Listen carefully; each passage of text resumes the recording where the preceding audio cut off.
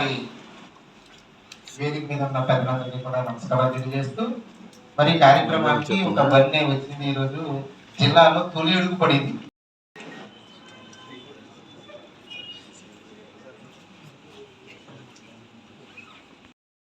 ఏ రంగాల్లో అభివృద్ధి సాధించాలి? సో మేడం గారు ఇందాక చెప్పారు ఆల్రెడీ. ప్రత్యేకించి అగ్రికల్చర్ సెక్టర్ నుంచి మన జీడిపికి ఉన్న అభివృద్ధి కానీ లేకపోతే ఏది జరగాలన్నా ముందు వచ్చినప్పటికి ఏమైందంటే లెస్ కాంట్రిబ్యూషన్ 20% మాత్రమే మన తణుకు జీడిపికి ఇండస్ట్రీ సెక్టర్ నుంచి వెళ్తారు. మనం ఏమనుకుంటున్నాం అంటే తణుకు కాన్స్టిట్యున్సీ వెస్ట్ గోదావరికి ఏ క్యాపిటల్ అనుకుంటాం మనం? ఇండస్ట్రీ మనకి రోల్ అవుట్ చేశారు గవర్నమెంట్ ఆఫ్ ఇండియాలో.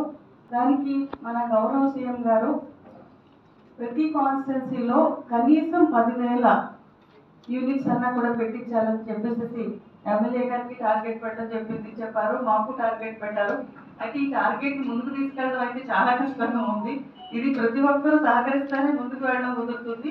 ఇది ఎస్సీస్కి బీసీస్కి ఫ్రీ ఆఫ్ కాస్ట్, అంటే ఎస్సీస్కి ఎదలేదు కంప్లీట్ గా ఫ్రీ ఆఫ్ కాస్ట్ అని అన్నారు. అది రూఫ్ టాప్ మీద పెట్టాలి, ప్లస్ వేరే ఎక్కడ పెట్టాలి అనేది ఏదో డిస్కషన్ ఉంది. అది కొంచెం క్లారిటీ కావాలి. ప్లస్ దాని మీద విధి విధానాలు ఫైనల్ గైడ్ లైన్స్ కూడా రావాల్సి ఉంది. బీసీస్కి అయితే 20,000 వరకు